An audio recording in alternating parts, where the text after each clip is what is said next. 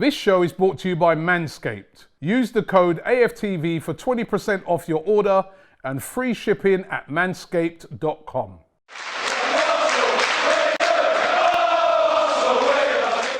Welcome back to AFTV for the player ratings. Before we get started, I need to issue an apology. I spent pretty much every fan cam saying West Ham will play Tottenham later today.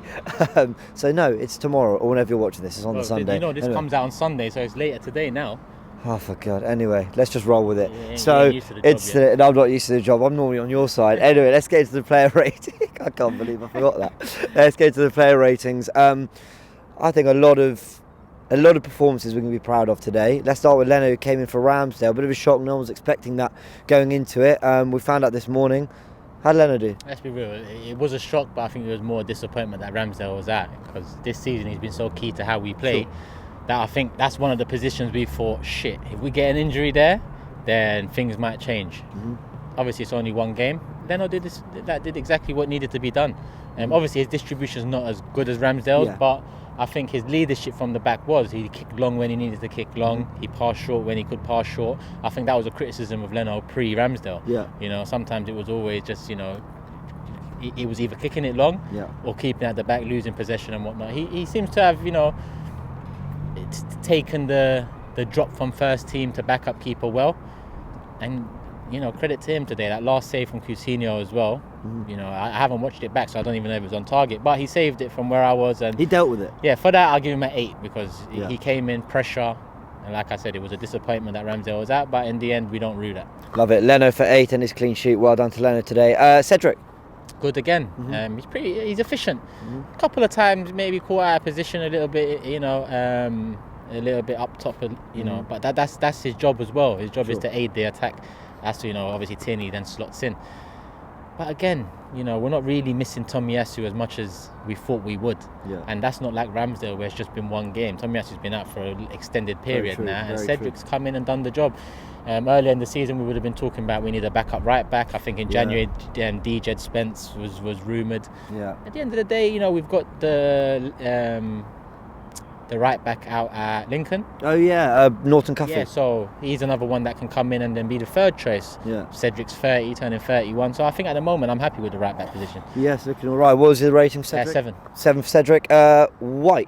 White, listen, he did a lot of clearances today. Yeah. Again, I haven't watched it all back again, but a lot of clearances, a lot of balls headers, into the box. Key headers, I think Gabriel was slightly better, because there was one moment where Gabriel won ahead of that. But I'm gonna give White was that the one 8. Floated to the back post and he just nods it? That was a big header. Yeah. Agreed. Yeah. I'm gonna give Ben White an 8 though. I think part of the clean sheet. White an 8 and Gabriel an 8.5, I guess. It's rare. Do you know, I'm going to push you. I'm going to push you on no 0.5s, because Robbie will get angry at me. So what are we going to go for?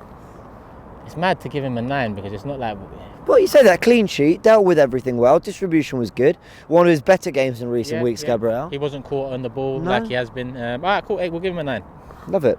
I'm going to squeeze it out of you. I'm quite happy with that one. It'd be nice. Listen, it was my birthday yesterday. We won. Happy birthday. Well done. Out. Yeah, Listen. It's a good day here at Villa Park. Kieran Tierney. Similar to Cedric, done his job, efficient. We're not seeing as much of an attacking threat from him as we're used to, but I think that's because, you know, he has to be sensible with Cedric doing that job the other side. I think we'll see the old Tierney, you know, bombing forward when Tomiyasu comes back, but we'll see. 7. 7 for Tierney. In midfield, Thomas Partey. Everything played through him today. Yeah, candidate for man of the match. Getting better and better. Listen, I'm still not seeing the Thomas Partey I know, but we're definitely improved on the Thomas Partey we've been seeing since he's come in. So I think Thomas Partey, candidate for man of... In my head I was giving him an 8 and Gabriel an 8, but now you've pushed me on Gabriel. I think it's fair to give Thomas Partey a 9 as well. A few turns in the middle, made space for himself and whatnot. So it's all good. Arsenal, are you? Yeah? Aston Villa. Yeah? Oh, listen, fucking lucky today. You had the ref, right? I'm Aston Villa. You had the ref. You're lucky you had the ref. Yeah. Because we were gonna give the ref and it's my lovely to meet fucking you. birthday. Oh, I'm so sorry. It's his birthday yesterday. Fuck off. It's my birthday today. I had the fucking Villa. We are what we are. We were gonna give the ref a rating. What would you rate him at 10 today? The ref? Yeah. About fucking 2. That's a 2. He's fucking lucky. That's quite nice. I'll be honest with you, right? I'm telling you, good geezer. I'm telling you now, we're Aston Villa. Fuck the rest. You're so fucking lucky. If I was on the pitch, I would have knocked him out. It would have been over. I would have Fair knocked the enough. rest out. Fair I'm enough. not even joking. Enjoy the rest of your birthday. Have a lovely birthday, you. mate. All right. Cheers. God bless you. God bless Aston you. Villa, we'll do what we want. Absolutely, man. One day, we'll fucking do what we want. Nice. God bless you. Nice. Have a good birthday, man. Listen, Cheers. keep doing the interview because it's going to be shit. I'm not here. God bless you all. Oh, we got that ref rating in early. It was a 2. Very quickly, what did you get the ref? I thought it was a mad thing. I thought we was about to get it cracking on camera, but it's what it is. Happy birthday to the man. Where are we? I'm lost. Well, he gave the ref a 2, so I thought we'll fly to the ref. We'll come back into midfield. What would you give the ref? Listen, I don't think he's wrong on the ref. Yeah. We'll stick with his opinion. Fair on it. enough. Happy Yeah, there were a few decisions that I think we weren't happy with either. In midfield, Granit Xhaka. Done well, not caught on the ball, moving it swiftly. Not as good as Thomas Partey. 7. Martin Erdogard. Listen, Erdogard didn't have the best of game in terms of creating chances, yeah. but his ball retention is mad. It's unbelievable. Again, I haven't watched it back, I haven't looked at the stats, but the eye tests, he doesn't lose the ball often. And his energy, his work rate, his leadership. When people suggest Erdogard could be captain or vice captain, I tend to brush it away because he's so young and he's new to the club. But the more I see him, the more I think behind Tierney, I guess he would be the.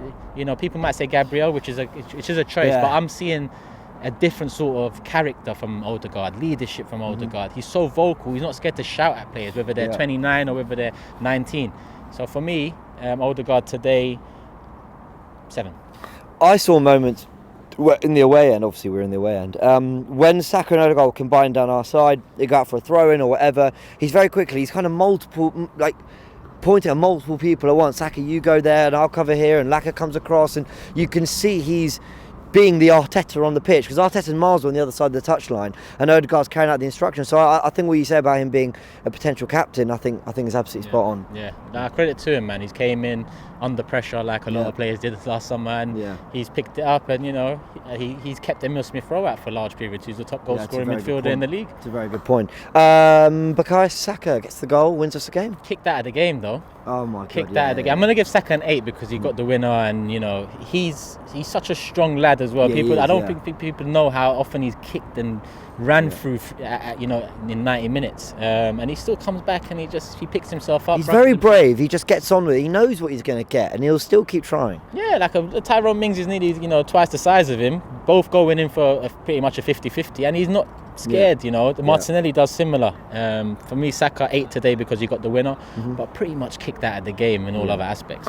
Alex Lacazette.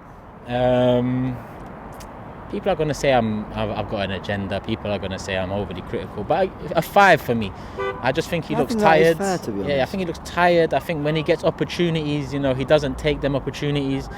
He had a moment or two in the box where maybe he should have passed one to Odegaard, but I guess striker's instinct, but get it on target. Another one he couldn't even control. But then Eddie comes on and he's falling over, so it's not like we've got an abundance of options. Laka 5. Yeah, fair enough. One thing actually on Laka is that moment with Mings and Saka where a scuffle started breaking out and McGinn come and push Lacazette over. Lacazette got up. Listen, we won't talk about that, but Xhaka was getting riled up, and I saw Laka pull Xhaka away and talk to him, and it happened again when he got the yellow card. Yeah, very good. True. Laka very so he does bring that leadership, Laka, but I still give him a 5. Smith-Rowe came in for Martinelli, who was unexpectedly out. How did he do? Looked a bit rusty, but I guess that's expected when you don't play week in, week out like the rest of them. But he had moments as well. Do you know what I think? Without getting too boring, so we'll talk about it in tactical insight, but he was picking up the ball where Martinelli would, and when Martinelli does, his attributes suit sort of running at Matty Cash, committing defenders, whereas with Smith-Rowe's game, he's often coming back inside. I prefer him when he comes inside and Tierney overlaps, and I feel maybe because we were away from home, they're a good side, we didn't want to overcommit Tierney too much, and ultimately Smith-Rowe maybe suffered for it a bit. Yeah, probably, I'd agree with that. He didn't do nothing wrong. No, he was still good, worked unbelievably hard, and again looked after the ball, won a few fouls when there was men around him that you think, you've eased the pressure on Arsenal here, which is great, but just not his absolute best. Yeah, exactly. I'd say 6. I'd say if I'm giving Odegaard 7, Saka 8, Emil Smith-Rowe 6, just above average. Fair enough. Keeping in mind he's not in and out. Let's go into the subs. I'm trying to think who the first sub was. Pepe came on about the 68th minute for Saka. 3. I'm disappointed in I'll Pepe, be man. honest, I One day he agree. comes on against who was it? Wolves. Yeah. Wins us the game. Yeah. Yeah. Today he comes on and it didn't cost us. That's why people might again say, "Oh, you're harsh." Listen, I've wanted Pepe to work and I still want it to work. But today he comes on and at least 4 moments he puts the team under pressure. Clumsy. At least. Yeah, clumsy. Down to the last kick of the game, which is Yeah. the free kick. And it's like, what are you doing, my Yeah. guy?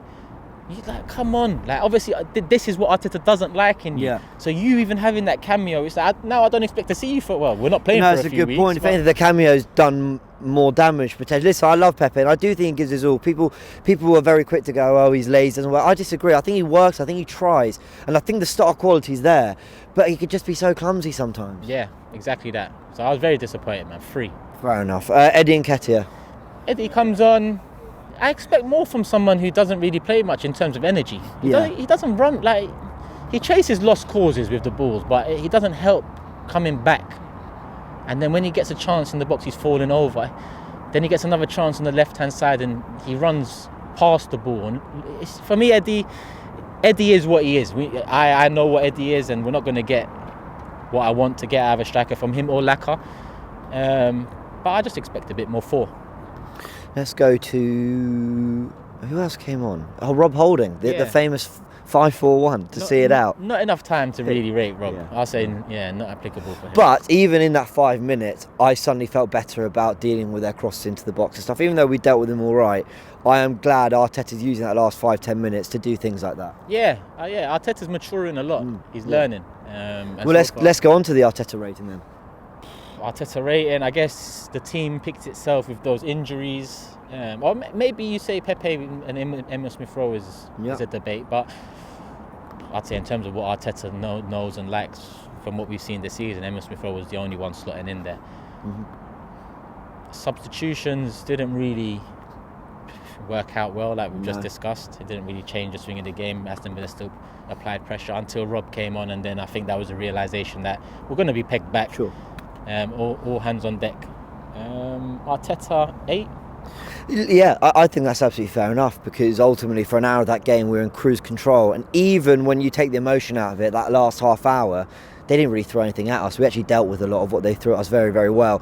I'm with you on the subs thing though. I look at a player like Lokonga. Can he really not get minutes in this Arsenal team when you want some more legs in midfield? I'm not saying for Xhaka or Partey, but maybe Erdogard comes off, or maybe put Erdogard in the front 3. You take, do you know what I mean? Just something to give us a little bit of energy. And El Neni or Lokonga could definitely do that job, or a Tavares, to be fair. But that's a small criticism. Otherwise, the fans were loving him today. The fans have been loving him for a long time. And Arsenal definitely are improving game on game and showing us different sides to themselves with every performance. So big up Arteta. Let's end on the fans, because listen, singing all day in the sun, I thought it was like spring break. Everyone was having a great time. I think all season the fans have been pretty much 10s, and today, if the fans have been 10s all season, I'd say today they was an 11. Yeah. Because especially at the end, there's a different feeling. I mentioned it in my interview. There's a different belief.